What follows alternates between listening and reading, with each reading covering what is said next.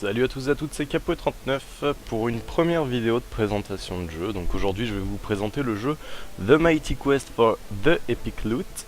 C'est un jeu édité et développé par Ubisoft. Donc c'est un MMO qui est actuellement en bêta fermée. J'ai eu ma clé hier donc j'ai pas encore énormément joué, mais je pensais que c'était sympa de vous le présenter et de vous le faire découvrir.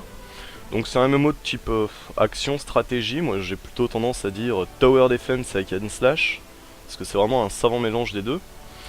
Donc c'est du Tower Defense parce qu'on a un château à protéger, et du hack and slash parce que c'est le gameplay quand on attaque les châteaux adverses. Donc en fait le but de ce jeu c'est, comme je l'ai dit, on a un château à protéger, donc on y met des pièges, des monstres, un peu tout ce qu'on peut. Et en parallèle, il faut attaquer, piller les châteaux adverses pour récolter or, expérience, gloire, cristaux de vitalité. Donc voilà, pour l'instant, il y a deux classes qui sont disponibles.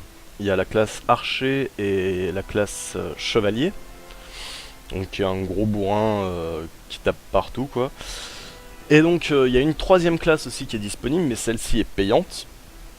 Il faut acheter un pack, alors il y a un pack à 40 € et un pack à 100 € à acheter pour l'avoir, donc c'est pas mal de bonus et de choses comme ça. Mais pour commencer, je pense que deux classes c'est déjà plutôt pas mal. Donc je vais vous présenter un peu la partie défense de la chose.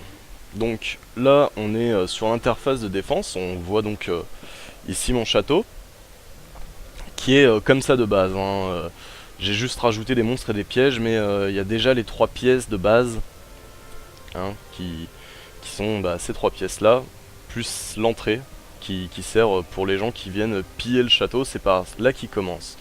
Donc ici on a une pièce qui sert à la gestion de notre château, avec donc un bureau d'architecte qui est pour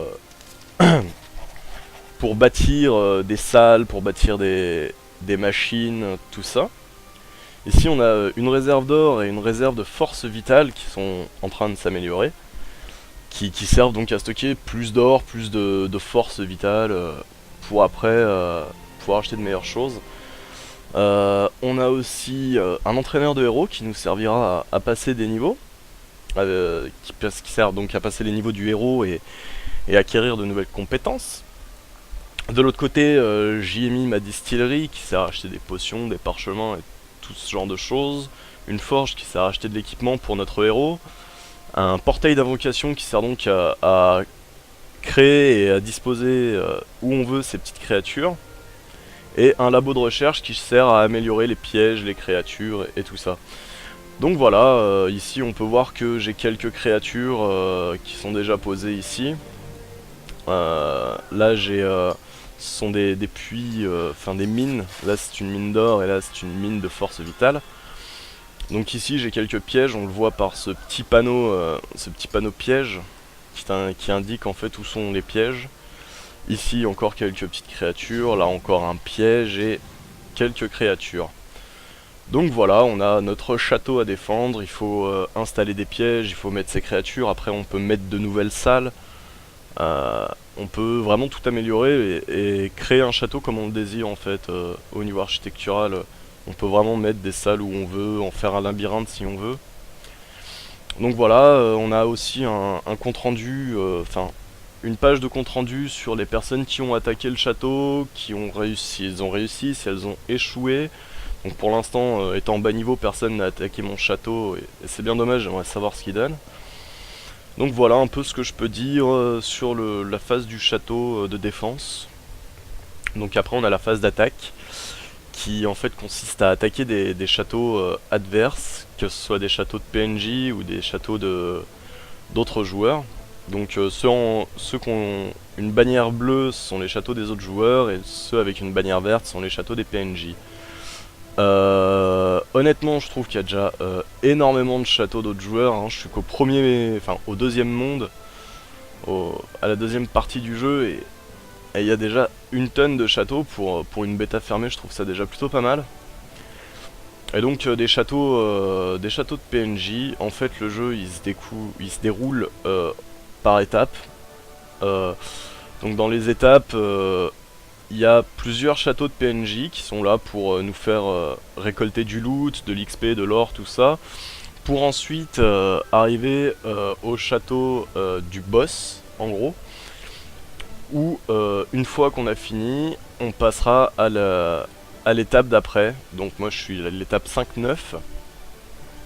Donc voilà, j'ai fait déjà quelques châteaux ici, mais pas énormément. Donc je vais vous montrer une petite attaque de château pour vous montrer la phase hack and slash du jeu. Donc voilà, ici au milieu on a notre personnage. Hein, je joue en ce moment en mode guerrier. J'ai envie de taper dans le tas. Donc voilà comment ça se passe, on se déplace avec le clic droit tout simplement, comme dans énormément de jeux du genre.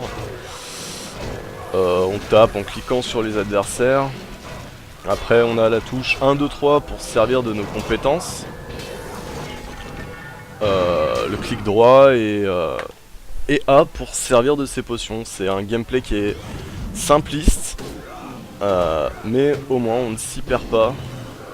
Donc voilà.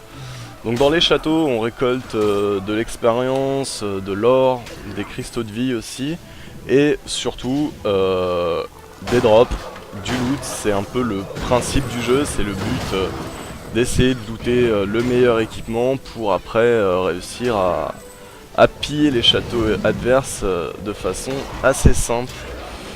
Donc voilà ce que je peux dire un petit peu sur ce jeu qui est sorti très récemment, donc en bêta fermée.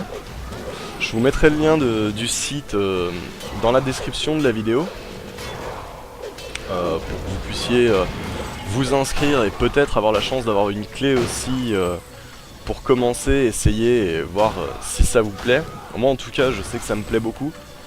Je trouve ça vraiment, c'est un gameplay qui est franchement fun.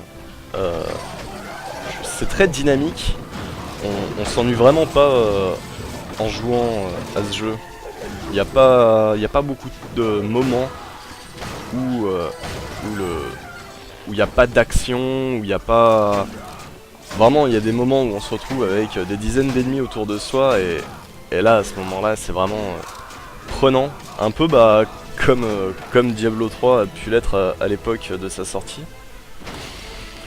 Et donc voilà, ça c'était un petit pillage de château. Voilà, j'arrive dans la salle de victoire et il me suffit après de passer à la suite. Donc voilà, j'espère que cette vidéo vous aura plu, que vous aurez la chance de pouvoir l'essayer. Si vous avez des commentaires à faire, je lirai les commentaires. Si vous avez des conseils à me donner, je les écouterai et j'essaierai de les suivre au maximum, si ce sont des bons conseils. En tout cas, je suis ouvert à toute critique qui est constructive, hein, les critiques pas constructives, non merci. Et donc voilà, je vous souhaite un agréable moment et à bientôt.